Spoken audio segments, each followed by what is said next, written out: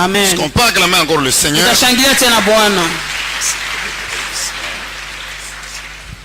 Amen. Amen. Nous continuons avec le témoignage. Aujourd'hui, nous allons parler sur le catch. Amen, amen. Amen. Mais avant cela, lisons la parole de Dieu. Job chapitre 20. Nous prenons le verset 15 et le verset 18. Et nous prenons aussi l'évangile selon Jean,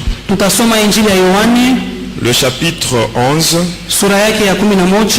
du 32e jusqu'au 35e verset.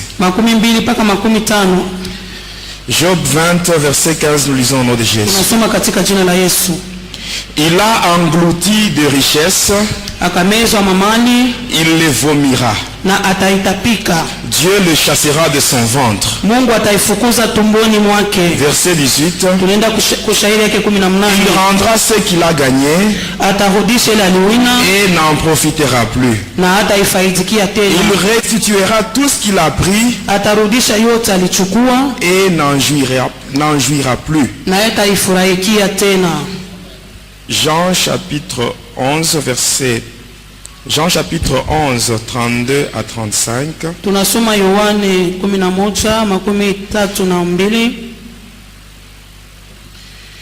Lorsque Marie fut arrivée là où était Jésus, et qu'elle le vit, elle tomba à ses pieds et lui dit, Seigneur, si tu eusses été ici, mon frère ne serait pas mort. Jésus, la voyant pleurer, elle et les Juifs qui étaient venus avec elle, frémit en son esprit et fut tout ému. Et il dit, où l'avez-vous mis? Seigneur, lui répondirent-ils, viens et vois. Jésus pleura. Amen. Amen. Amen. Amen. Aujourd'hui, je parle sur le catch. Amen. Amen. Je sais que parmi nous, il y a beaucoup de gens qui ont déjà été au stade pour voir le catch.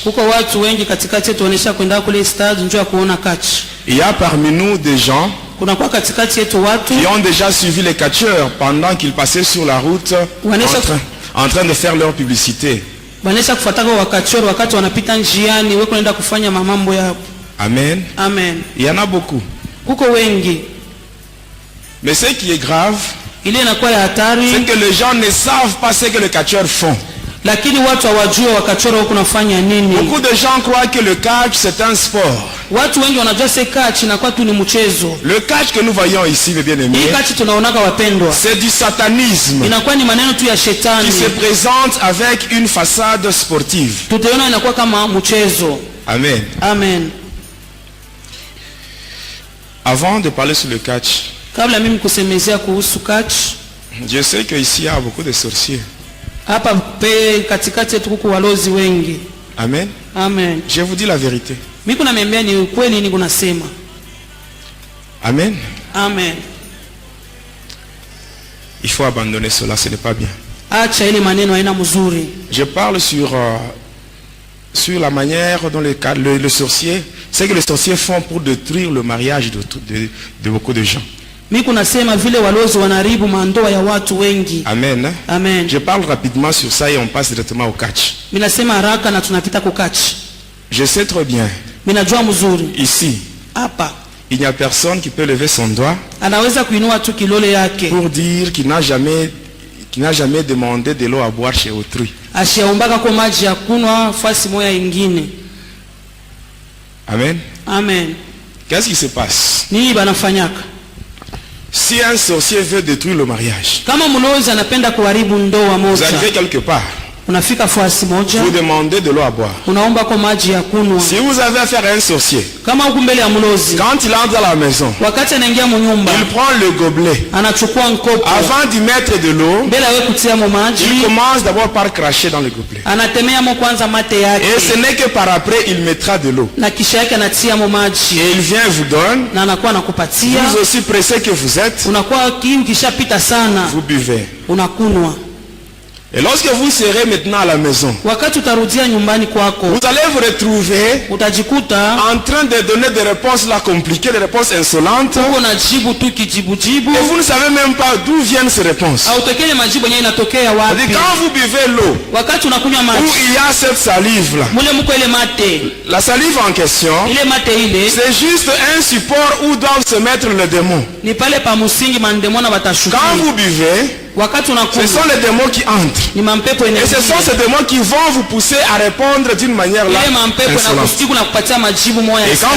quand vous allez vous tirailler, la finalité c'est le divorce. Ainsi je vous demande, mes bien-aimés, sachez que quand vous êtes mariés, ce n'est pas tout le monde qui est content.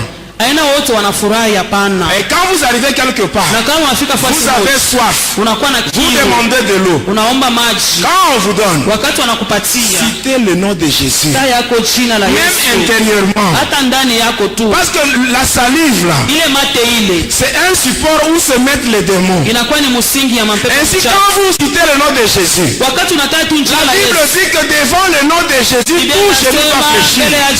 Les démons qui sont dans cette salive vont fuir. Et quand vous buvez cette eau-là, il n'y aura pas de conséquences néfastes dans votre vie. Amen. Amen. C'est que je vous dis, les sorciers ils font ça. Deuxièmement, nous sommes en Afrique. Si votre voisine vient chez vous pour chercher le feu, vous allez la chasser. Mais les sorciers, qu'est-ce qu'ils font? Il arrive chez vous.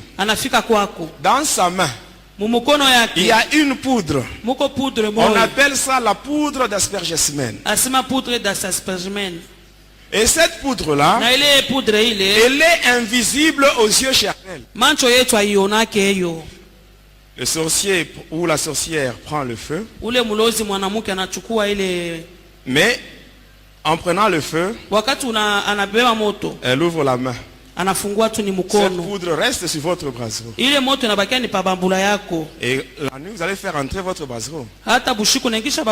Et là, les démons vont maintenant se répandre, se propager dans la maison. Ce sont ces démons qui vont vous pousser maintenant à vous tirailler. Vous allez vous retrouver en train de vous disputer. Amen.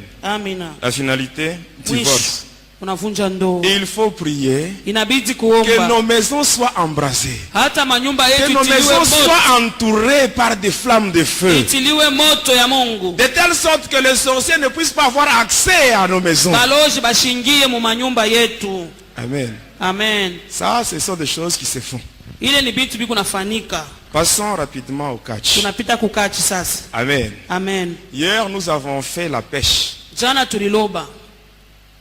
Mais aujourd'hui, nous allons pousser les sorciers à vomir. Ils vont vomir. Tout ce qu'ils ont avalé, ils vont vomir, mes bien-aimés. Hier, nous avons dit que les sorciers la nuit, ils utilisent le ventre des enfants de Dieu comme tam-tam. Et nous savons aussi que notre Dieu, il exerce nos mains au combat. Ainsi, avec nos mains, aujourd'hui, les ventres des sorciers seront aussi nos tam-tams. Nous allons frapper et ils auront la nausée. Lorsqu'ils auront la nausée, ils vont vomir tout ce qu'ils ont avalé. Ils vont tout vomir. Toi qui m'écoutes, laisse-moi te dire une chose. C'est lui qui a mis un blocage à ta vie. lui-même il va enlever ce blocage aujourd'hui au nom de Jésus. Quand Jésus est arrivé au sépulcre de Lazare, il a dit ôtez la pierre. Les mêmes personnes qui avaient placé la pierre, ce sont ces mêmes personnes-là qui avaient enlevé la pierre. Je t'assure aujourd'hui, celui qui a mis une pierre à ta vie, celui qui a mis une pierre à ta bénédiction, au nom de Jésus, il va l'enlever aujourd'hui. Amen. Jésus-Christ, l'homme de cas grave. Moi je l'appelle l'homme de cas grave. Si je vois ce que Jésus a fait dans ma vie, oh Jésus, l'homme de cas grave, celui qui n'a jamais échoué, mais bien-aimé tel que j'étais, j'étais entré dans 23 églises pour chercher la délivrance. Et on m'avait chassé. On ne voulait plus de moi. J'étais allé dans ma famille. J'ai dit la vérité à mes parents ainsi que mes frères et sœurs. En disant la vérité. Comme le monde n'aime pas la vérité, on m'avait chassé. Et j'étais seul. Je ne savais pas quoi faire. Amen. C'est dans cet abandon, dans ce rejet, que je me suis croisé avec l'homme de cas grave. Et celui-là, il a transformé ma vie. Et bien aimé, il y a deux cas. Tu arrives quelque part, tu manques à manger. Tu peux demander, on peut t'aider. Tu peux demander, on peut t'aider. Amen. Mais si tu es par exemple stérile, tu vas voir ton père, tu dis papa, je n'ai pas d'enfant. Mais ton père, il aura la compassion, mais il ne peut rien faire pour toi. Ça c'est un cas qui est grave. Les cas graves, hein? Ce sont les cas où les humains ne peuvent pas intervenir. Il n'y a que Jésus, l'homme de cas grave, qui est capable d'intervenir et de donner la solution. Amen.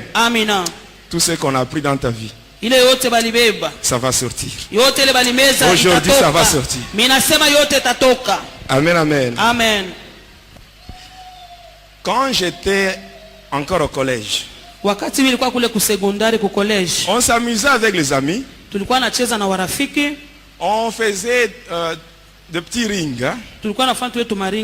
On plaçait 4 piquets. On mettait des cordes. Et on mettait des copeaux. Et on s'amusait là-bas. C'est ce que il y a beaucoup d'enfants qui font ça. Ici, j'attire l'attention des parents. Quand vous voyez de telles histoires-là, vos enfants qui commencent à se donner le nom des catcheurs, et ils s'amusent, vous croyez que c'est un jeu. Non, pour le diable, là, ce n'est pas un jeu. Il y a toujours un intérêt là-bas. Il faut vraiment interdire à vos enfants. Et quand on faisait ces choses-là, moi j'étais déjà sorcier. Et pendant qu'on s'amusait avec les amis, il y avait beaucoup de gens qui venaient là-bas. Amen. Un jour, moi qui étais déjà sorcier, j'ai dit à mes amis, nous devons maintenant chercher de puissance. Et là, nous allons faire des démonstrations. Or, tout ce qu'on faisait là, c'était gratuit. On ne payait même pas. Alors il fallait maintenant chercher de puissance. Chacun devait aller de son côté pour chercher la force. Alors moi un jour j'ai quitté le collège. J'arrive, j'étais sur le boulevard de l'Indépendance. Je dépasse l'hôpital Dako. J'étais arrivé au stade de Kikula. Et quand j'avais regardé sur le tableau, il y avait des combats de catch qui étaient organisés. Et là, il y avait les catcheurs de différentes villes qui étaient invités. Et c'est ainsi que je m'étais rendu dans la commune de Kikula, sur l'avenue Foyer Social. Quand vous êtes sur l'avenue Kasongo Michel, vous vous dirigez vers l'avenue Basanga. La troisième parcelle, il y a un hôtel là en étage. C'est l'hôtel Amani. C'est là où j'étais parti. Et j'avais trouvé un catcheur originaire de Kolwezi. Quand j'étais arrivé là, j'avais causé avec lui. Et je lui avais même parlé sur le pourquoi de ma visite. Il se mettait à rire. Et par après il me dit ceci: d'abord paye-moi la bière. J'avais payé la bière. Et à la fin il me dit: comme c'est toi qui es venu demander ce pouvoir là, la force mystique, tu dois chercher des objets que je vais citer. Il m'avait cité ces objets-là et j'étais parti. Le lendemain matin, j'étais au marché. Et là, j'avais acheté deux bougies blanches, deux tiges de chulai, des désodorisants. Et après, j'avais aussi payé 2 cigarettes fortes. La cigarette qui se trouve dans le paquet jaune. J'avais payé un parfum. Le parfum Avanita qu'on utilise pour l'enterrement. Après le parfum, je devais aussi payer le sel indigène et un mouchoir blanc. Et quand j'avais payé toutes ces choses-là, j'étais parti chez lui. Et quand je l'avais vu, c'était aux environs de 19h30. Mais quand j'étais arrivé, au lieu de passer directement à la cérémonie, mais lui commençait à me parler sur autre chose. Arrivé à 23h30, il me dit maintenant: comme c'est toi-même qui est venu ici pour chercher le pouvoir, tu iras avec ces objets que tu as apportés, tu iras avec ça au cimetière, tu vas déposer ça sur une tombe, et lorsque tu arriveras là-bas, tu feras une incantation adressée au père Rustem de Weng. Et à 23h30, seul, j'avais quitté l'hôtel Amani et je m'étais rendu au cimetière de Sapin. J'étais allé avec l'avenue Kasongo Michel et j'étais tombé sur l'avenue Lumumba. J'ai évolué avec Lumumba jusqu'à la bifurcation, où il y a une route qui va vers la ville et une route qui va vers la commune de Panda. Et là au milieu, il y a une église catholique qu'on appelle Sacré-Cœur. J'avais pris la route qui va vers Panda. J'avais dépassé l'hospice de vieillards. Et après j'étais arrivé au cimetière. J'étais arrivé. Et quand j'étais arrivé là, à l'entrée, je devais compter 49 pas. Après avoir fait cela, j'étais arrivé devant une tombe.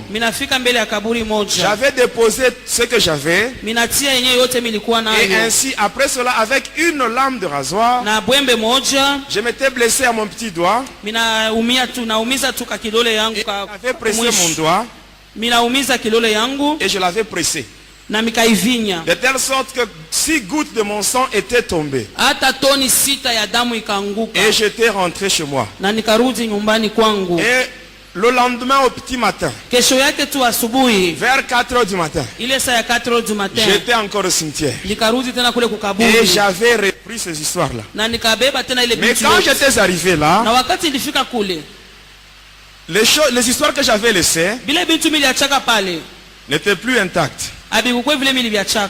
Parmi les deux bougies, il y avait une seule bougie, l'autre était déjà consumée.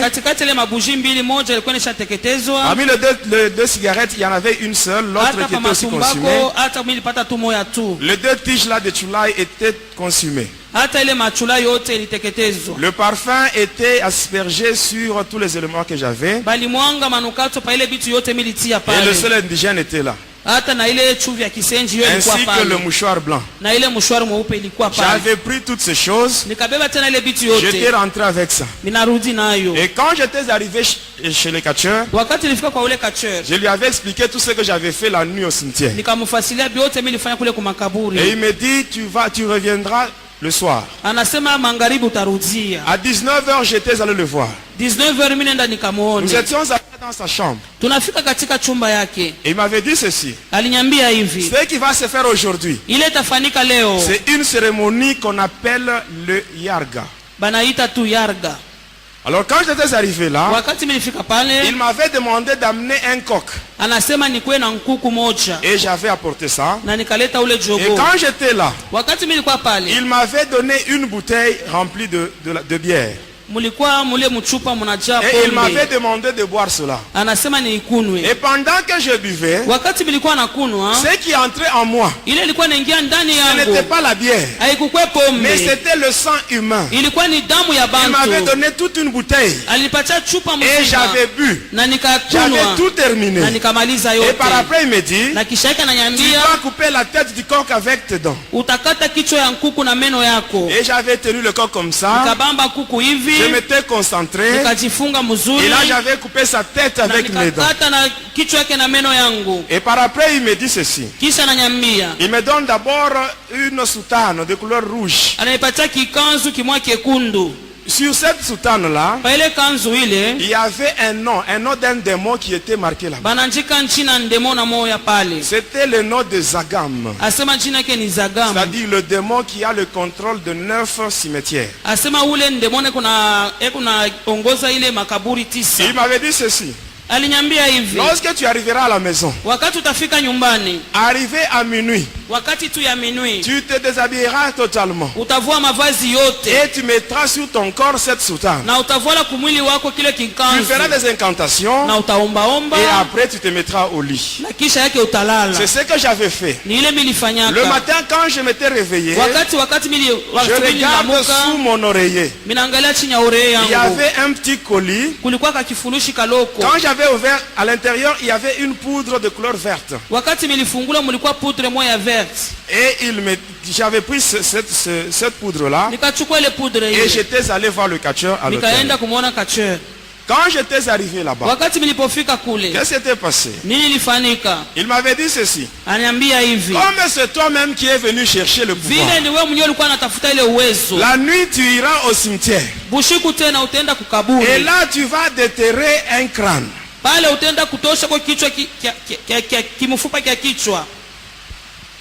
Et la nuit, j'étais allé avec une pioche.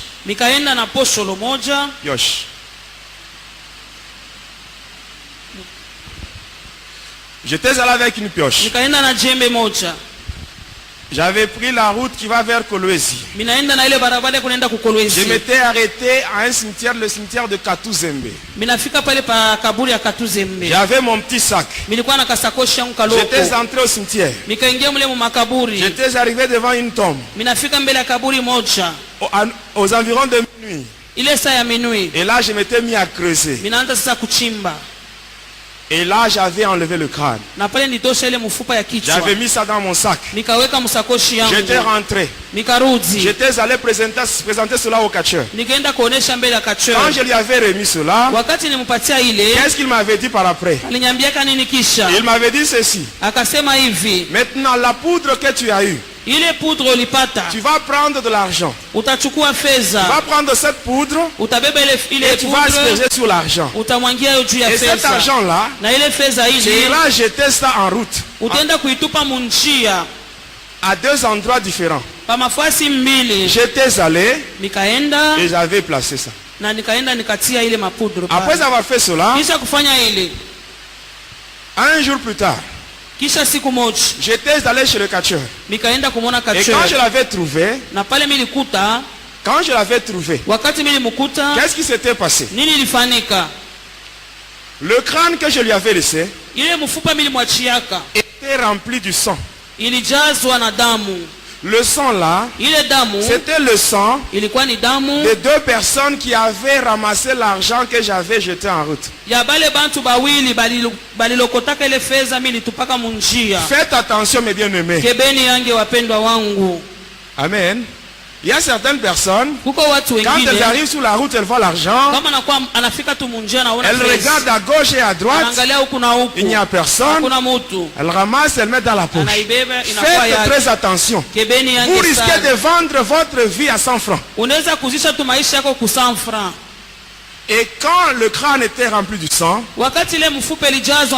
il m'avait remis cela. Il m'a dit, bois ça. Et j'avais bu le sang qui était dans ce crâne. J'avais bu cela. Et il me dit encore ceci. L'autre partie de la poudre qui est restée, tu vas asperger ça sur une rivière. Tu chercheras une rivière qui est beaucoup fréquentée. Et là, je m'étais rendu au quartier Kolomoni, sur la rivière Pola. Il y avait beaucoup de jeunes gens qui allaient se baigner là-bas. Il y avait aussi beaucoup de mamans qui allaient faire la lessive là-bas. Et qu'est-ce qu'il m'avait dit? Lorsque tu mettras la poudre, ce sont les esprits. Ce sont les esprits. Maintenant, les gens qui se baignent là-bas, automatiquement, ils seront en contact avec les démons. Les gens qui font la lessive là-bas, leurs habits seront aussi affectés des démons. Et ainsi, les gens qui porteront ces habits, ils vont souffrir. Et pendant que eux seront dans la souffrance, toi, tu auras le succès. Et ce qu'il m'avait dit. Et j'avais mis cette poudre là-bas. Et 2 jours plus tard, il y avait 2 garçons qui étaient morts là. Et quand j'étais rentré chez lui, il m'avait dit ceci. Tu iras toujours à la rivière. Quand tu seras là-bas, tu invoqueras le démon Zagam. Et lorsque tu verras maintenant un tourbillon sur la rivière, tu seras obligé de descendre dans la rivière juste à l'endroit où il y a ce tourbillon. Et ainsi, lorsque tu seras dans le tourbillon, il y aura une créature qui apparaîtra. Dès que tu verras cela, tu fermeras les yeux. Et c'est ce qui s'était passé. À minuit, j'étais allé là-bas. Je m'étais concentré. J'avais fait des incantations. Il y avait un vent violent qui commençait à souffler. Et par après, c'était un grand tourbillon que je voyais sur la rivière. J'étais descendu dans l'eau. J'étais entré dans le tourbillon. Et par après, pendant que j'étais concentré, il y avait quelque chose qui était sorti de l'eau. C'était un hippopotame. Et cet hippopotame là avait 6 têtes. Alors j'étais obligé de l'embrasser. Et je l'avais embrassé. Et par après j'avais fermé les yeux. Quand j'avais fermé les yeux, 5 minutes plus tard, j'avais ouvert les yeux. L'hippopotame n'était plus là. Il était entré en moi. Et quand j'étais sorti de l'eau, j'étais devenu très lourd. Et la nuit, donc le lendemain, j'étais parti chez le catcheur. Et qu'est-ce qu'il m'avait dit? Aujourd'hui, nous allons conclure. Et ainsi, quand nous étions dans sa chambre à minuit, qu'est-ce qui s'était passé? Dans sa chambre, il y avait un brasero. Et il y avait le feu. Il avait ouvert son sac. De là, il avait tiré un ossement humain.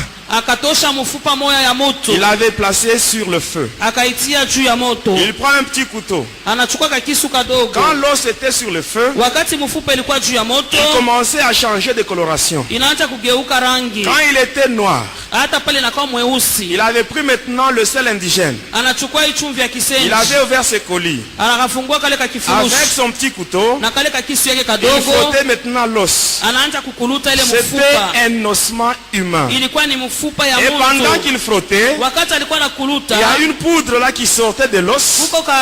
Et la poudre tombait dans le colis où il y avait le sel. Et par après, il avait mélangé. Et il me donne.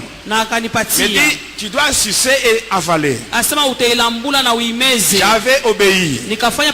J'avais tout terminé. Et après, il ouvre encore son sac. Et là, il soutire une peau de jaguar. Il avait mis ça par terre.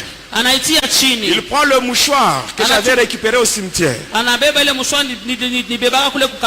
Il avait mis au-dessus. Et là, il me demande d'enlever mes souliers ainsi que la chemise que je portais.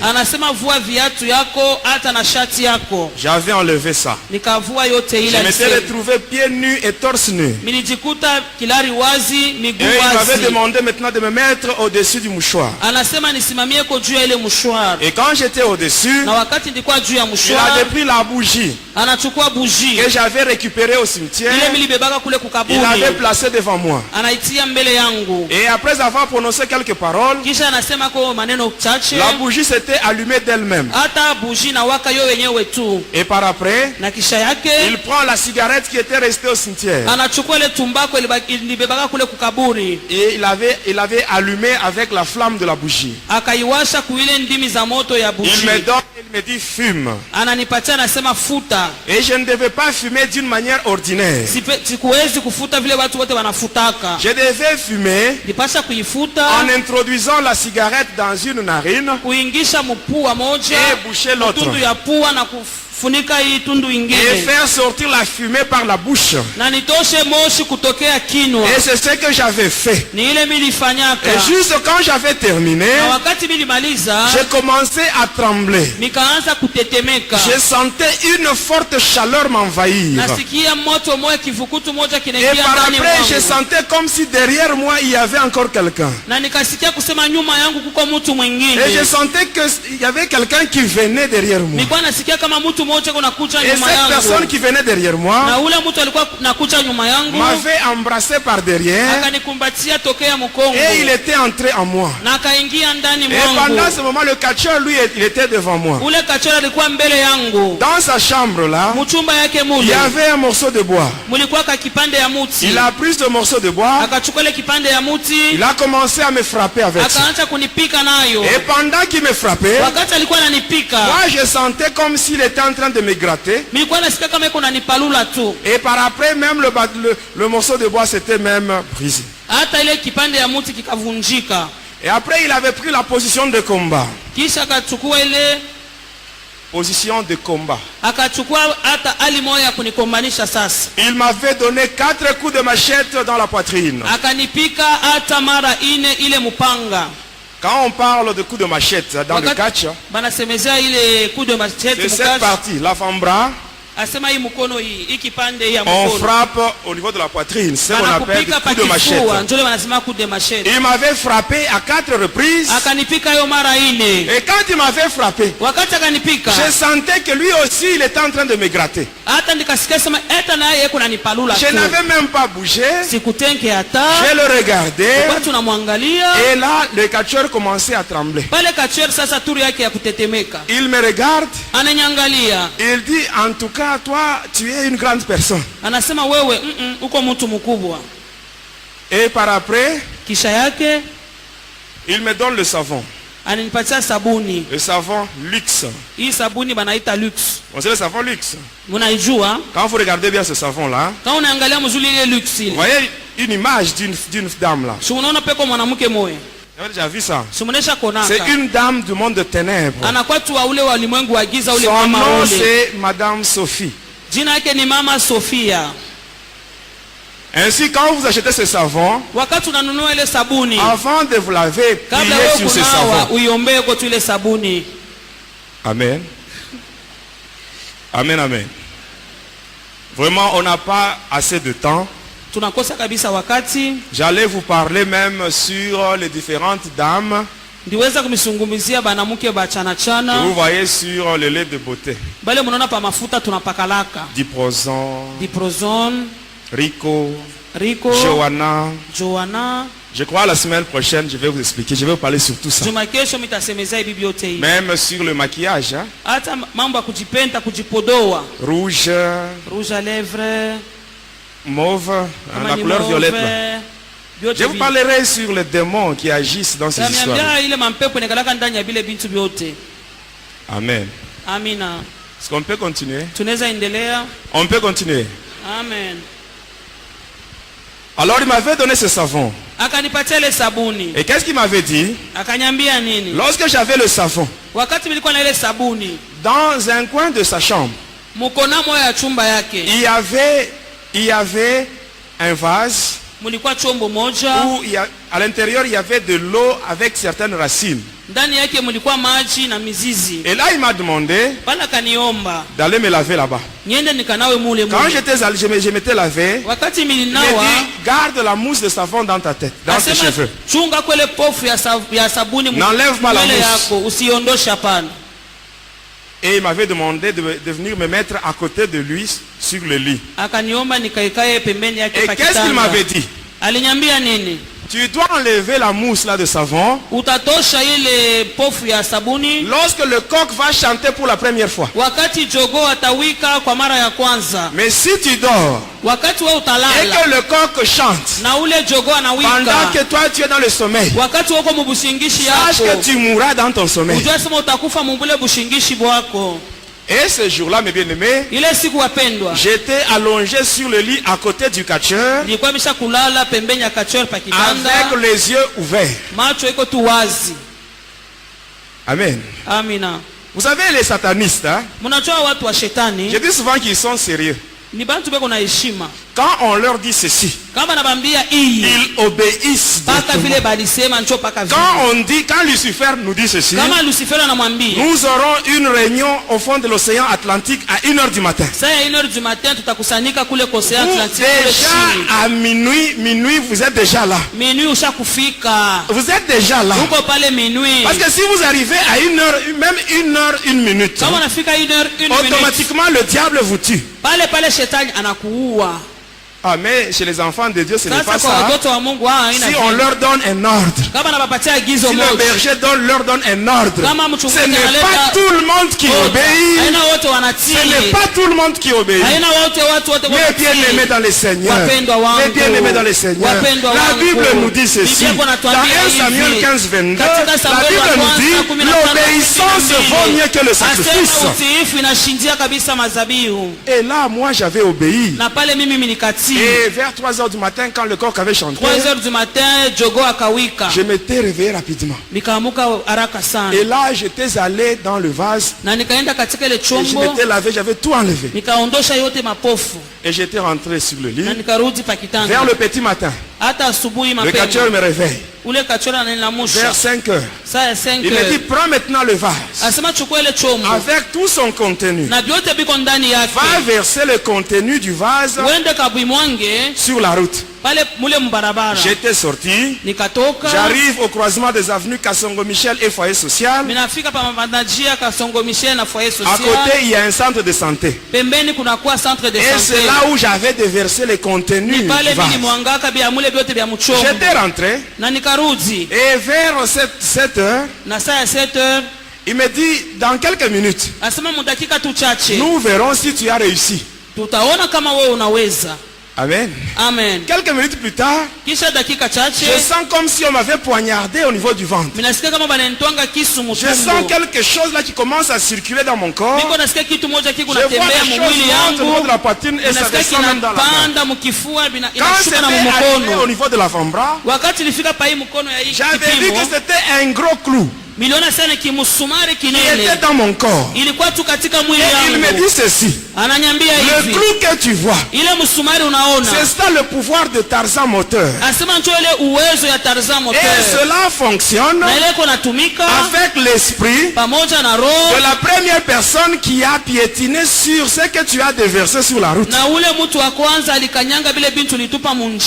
Il y a beaucoup de gens qui disent: non, moi pour me tuer, il faut que la personne qui cherchera à me tuer, que cette personne soit de ma famille. Mais bien-aimé, détrompez-vous. La personne qui avait piétiné sur ce que j'avais déversé sur la route, est-ce que cette personne était de ma famille? Elle n'était pas de ma famille, mes bien-aimés. Elle n'était pas de ma famille. Mes bien-aimés, apprenez à commencer votre journée avec le Seigneur Jésus. Parce que pendant la nuit, pendant que vous dormez, les sorciers, les satanistes, le magicien, ils ne font que multiplier de pièges.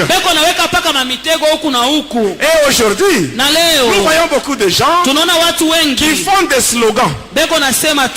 Il arrive quelque part, il se rend compte qu'il a piétiné sur quelque chose. Il dit sans effet. Oh mes bien-aimés, faites attention. Et sans effet, ce n'est pas un slogan. Si tu ne marches pas dans la crainte de Dieu, tu piétines sur des choses pareilles. Même si tu vis sans effet, je t'assure, il y aura des effets. Amen. C'est seulement si tu marches dans la crainte de Dieu que ce verset de la Bible est valable.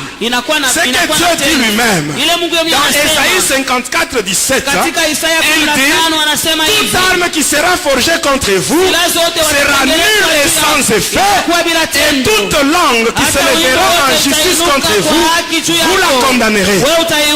Tel est l'héritage des serviteurs de l'Éternel. C'est valable seulement pour ceux qui marchent dans la crainte de Dieu. Et si tu commences ta journée avec Jésus, ainsi Jésus va te précéder. Et quand il te précède, il va voir tout ce qu'on a placé comme piège. Lui, il va piétiner sur ça. Et toi, tu vas passer sur des choses mortes. Et cette fois-là, tu auras raison de dire comme ce que Josué avait dit, que tout lieu que foulera la plante de mes pieds, le Seigneur me le donnera en possession. Amen, amen. Et j'étais sorti avec ce fétiche-là, avec ce pouvoir, avec la peau de jaguar. Aujourd'hui, je ne vais pas vous expliquer ce que j'ai fait. Amen. Parce qu'on n'a pas assez de temps. J'aimerais seulement vous parler sur les conséquences du catch. Et là, je cède le micro à Papa Zachary pour la prière. Amen, amen. Suivez-moi bien. Je sais qu'il y a des catcheurs qui ont déjà témoigné. Amen. Mais ces catcheurs-là, ils n'étaient pas dans le mystère de l'air. Ils ne savaient pas comment les démons fonctionnent. Amen. Et ils faisaient seulement leur démonstration. Mais ils ne savent pas ce qu'ils faisaient sur le spectateur. Sur le spectateur. Amen, amen. Moi, j'étais un sataniste à côté de Lucifer. J'avais 406 démons qui étaient à mon service. Et je voyais les démons. Comment est-ce que Lucifer il était en train d'envoyer les démons dans ce monde. Qu'est-ce qui se passe? Premièrement, lorsque les catcheurs passent sur la route, ils sont en train de chanter. Ils font leur publicité. Et là vous voyez beaucoup de gens qui suivent le catcheur. Parce qu'ils ne savent pas. Ils ne savent pas ce qui se fait. Pendant que le catcheur passe sur la route, premièrement, Premièrement, si là il y a une femme enceinte, automatiquement cette grossesse va partir. Il y aura fausse couche. Deuxièmement, si quand ils passent là, ils volent même la fécondité chez les jeunes filles. Il y a certaines filles qui se retrouvent stériles là, parce qu'elles avaient suivi dans leur jeunesse le catcheur.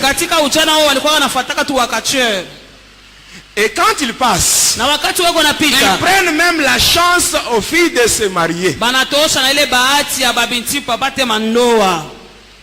La Bible dit ceci. Dans Ecclésiaste 7:14, la Bible dit, au jour du malheur, réfléchis. Réfléchis. Cherche à connaître l'origine de la situation que tu traverses. Tu peux te mettre à condamner des gens. Ou peut-être c'est pendant ta jeunesse. Tu ne savais même pas. Les catcheurs passaient. Et toi aussi tu étais attiré par ça. Et tu les avais suivis. Demande à Dieu. Le Dieu de Jérémie 33:3. Lui il dit, invoque-moi. Je te répondrai. Je te ferai savoir les choses grandes, les choses cachées que tu ne connais pas. Amen. Et ainsi, lorsque les catcheurs sont maintenant dans le stade en train de se battre. Amen. Qu'est-ce qui se passe? Amen. Ils vont commencer d'abord avec des techniques de combat. Donc ceux qui ont appris dans la lutte. Dans la lutte, il y a d'abord la lutte gréco-romaine. Après cela vient ce qu'on appelle le libre. Amen. Le libre olympique. Après le libre olympique vient ce qu'on appelle la self-défense. Ce que je viens de citer ici. Même moi, j'avais fait ça. Toutes les techniques de combat. Tout ça, j'avais appris ça. Et à un certain moment, ils vont maintenant passer à la deuxième étape. L'étape maintenant satanique. Et là, vous voyez maintenant des démonstrations de pouvoir. Qu'est-ce qui va se passer? Vous allez voir, à un certain moment, on va sonner. On sonne les trompettes. Cela a deux fonctions. Première fonction, c'est pour arrêter les légions de démons de l'adversaire. Deuxième fonction, c'est pour maintenant pour faire venir les légions des démons qui sont maintenant favorables à ces catcheurs-là. Ainsi, qu'est-ce qui va se passer? Quand les démons quittent le monde de Satan, quand on les invoque, ils viennent, ils entrent au stade, ils marchent d'abord sur les têtes des spectateurs avant d'arriver au ring. C'est ainsi que quand vous observez bien, vous allez voir des gens qui vont au catch. Ils rentrent chez eux fatigués.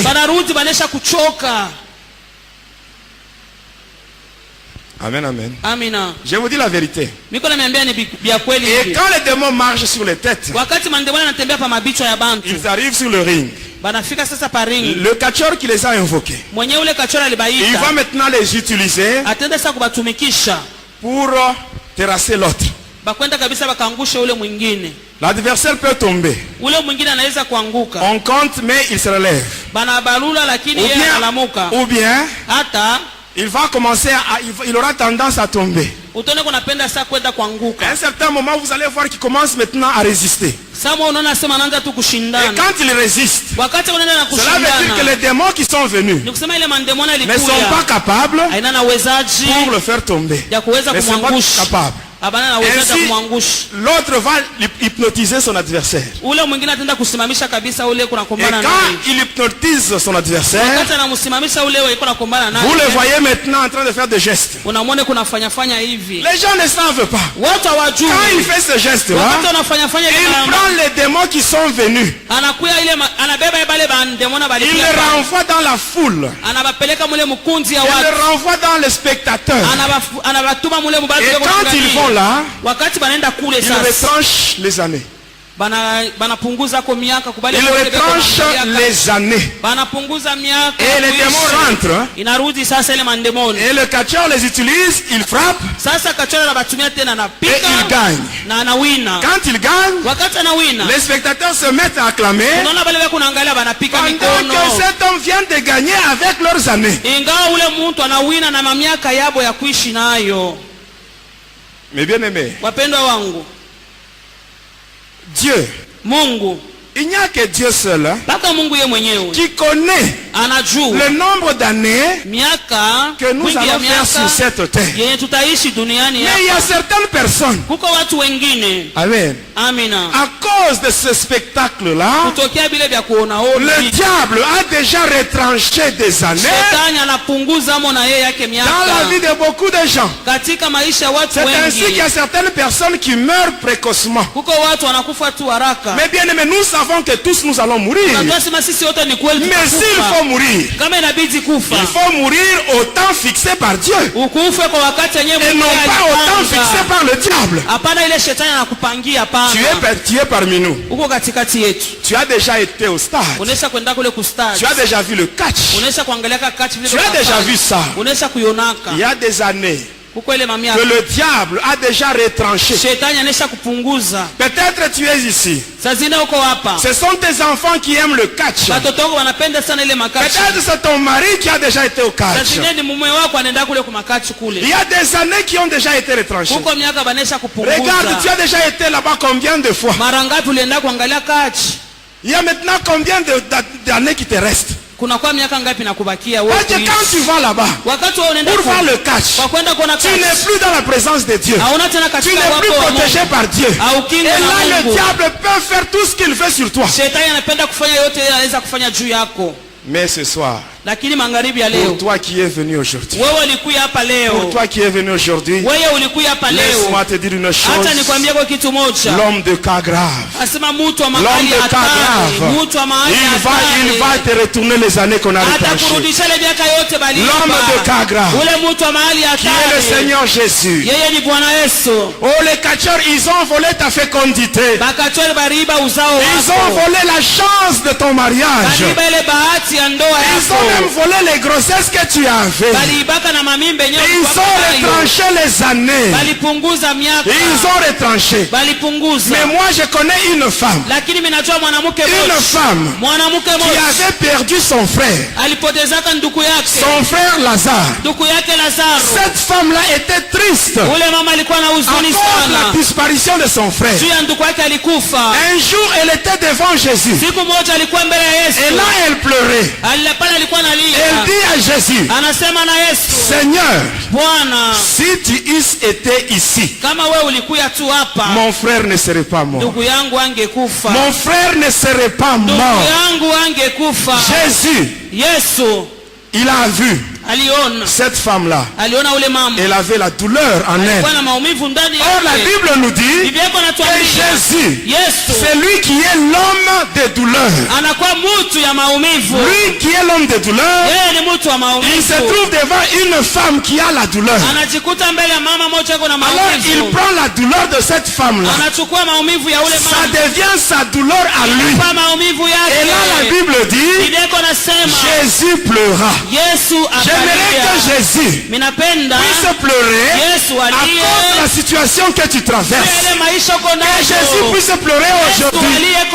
Parce que quand Jésus a pleuré, il a dit ceci: où l'avez-vous mis? Où l'avez-vous mis? Et ce soir, le Seigneur Jésus, il pose la même question aux catcheurs. Où avez-vous mis les années que vous avez retranchées dans la vie de mes enfants? Où avez-vous mis le mariage de mes enfants? Où avez-vous mis la fécondité? On dit à Jésus, Seigneur, viens et vois. On arrive au sépulcre. Jésus dit seulement, ôtez la pierre. Ôtez la pierre. Ces gens-là, c'est eux qui avaient mis la pierre. Jésus leur dit, vous qui avez mis cette pierre, vous devez l'enlever aujourd'hui. Et je t'assure, ceux qui ont mis un blocage à ta vie, ceux qui ont mis un blocage à ta vie, aujourd'hui, au nom de Jésus, ils vont eux-mêmes l'enlever. Ils vont enlever ce qu'ils ont mis à ta vie. Et Jésus dit ceci, Lazare, sors. Et Lazare était sorti. Comme Lazare était sorti ce jour-là, aujourd'hui tes années vont sortir. Tes années vont sortir. Ton mariage va sortir. Ta fécondité va sortir. Même si on a déjà retranché les années, sache que Jésus, il va remplacer. Il a dit, je remplacerai les années qui ont été dévorées par la sauterelle. Je remplacerai tout ce que le cacheur ont pris dans ta vie. Jésus va remplacer. Il va tout remplacer. Même ta fécondité va rentrer. Même ton mariage. Tout ce qu'ils avaient volé, ça va rentrer. Tout ce que les sorciers ont avalé, ils vont vomir. Ils vont vomir tout. Et ils vont tout restituer. Et cela au nom de Jésus. Que mon Dieu vous bénisse.